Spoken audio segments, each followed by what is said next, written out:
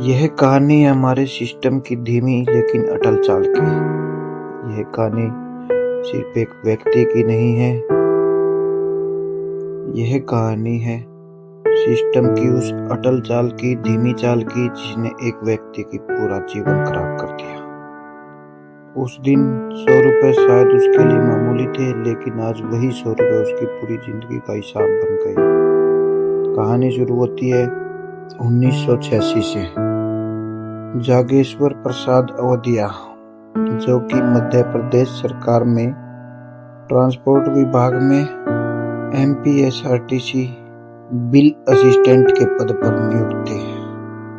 एक दिन होता क्या है, एक दिन अशोक वर्मा नाम का शख्स उनके समक्ष आता है और अपने पेंडिंग बिलों के लिए उनको पूरा करने के लिए रिश्वत की डिमांड उनको पेश करता है, लेकिन अवधिया जी मना कर देते हैं। अगले दिन वही आदमी फिर आता है और 20 रुपए की रिश्वत के लिए पेशकश करता है, लेकिन अवधिया जी मना कर देते हैं। इस बात से उस व्यक्ति को काफी आहत होती है और वो इंटेलिजेंस ब्यूरो में जाकर शिकायत दर्ज करवा देता है। उसकी शिकायत अनुसार एक टीम का गठन होता है और जाल बिछाया जाता है जागेश्वर प्रसाद अवधिया के खिलाफ, और जाल अनुसार वह व्यक्ति अगले दिन फिर जाता है और 100 रुपए अवधिया जी को दे देता है। हालांकि अवधिया जी उसके लिए मना करते हैं, लेकिन तब तक वो दे चुका होता है और इसी समय जैसा कि टीम ने जाल बिछाया था, उनको नोट के साथ गिरफ्तार कर लिया जाता है। अवधिया को पकड़ा गया और नोट बरामद किया गया। नोट 50-50 रुपए के 2 नोट थे। अगले दिन उनको कोर्ट में पेश किया जाता है और पेश करके जेल भेज दिया जाता है, और इसके साथ साथ उनको नौकरी से भी निलंबित कर दिया जाता है। लेकिन जमानत होने के बाद लगातार संघर्ष करते हैं, मेहनत करते हैं और कोर्ट के लगातार चक्कर काटते हैं। इस बीच उनका परिवार, जो कि बहुत ज्यादा परेशानियों के सामने खड़ा था, उनके परिवार को रिश्वतखोर कहकर अपमानित किया गया। उनके 4 बच्चे, जिनकी फीस न भरने के कारण पढ़ाई बीच में ही रोकनी पड़ी। पड़ोसियों ने पूरे परिवार से बात करना बंद कर दिया गया और रिश्वतखोर कहकर अपमानित किया गया।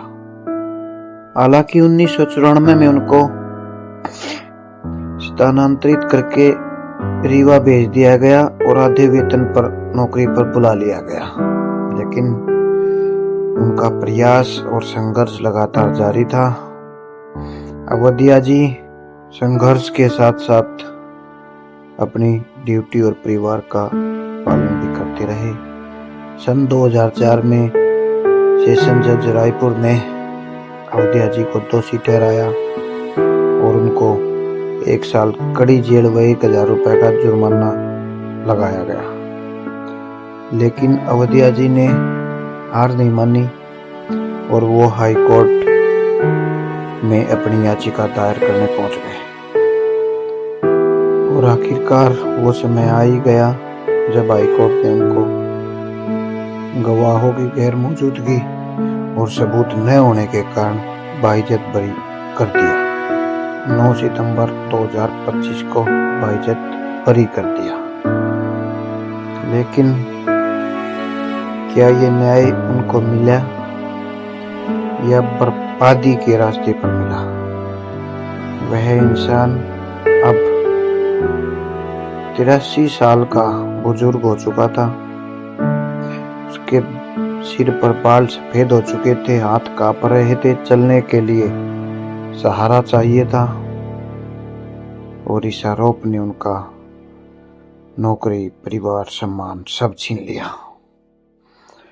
इस संघर्ष में उनको 39 साल लग गए, अपनी जीवन का आधा हिस्सा लग गया।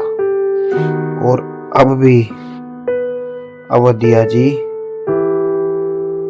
इस संघर्ष से गुजरने के बाद, बाइज्जत बरी होने के बाद, अपनी रुकी हुई पेंशन और रुका हुआ वेतन के लिए दर दर भटक रहे हैं।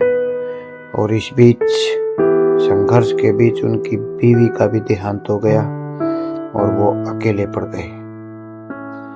आज भी उनको दर दर की दफ्तरों की ठोकर खानी पड़ रही है अपनी पेंशन और रुके हुए वेतन के लिए। इस कहानी से हमें सीखने को मिलता है कि हमारा जो न्याय प्रणाली है वो बहुत ही धीमी चाल चलती है, जो किसी भी व्यक्ति के जीवन को बर्बाद करने के लिए काफी है। धन्यवाद।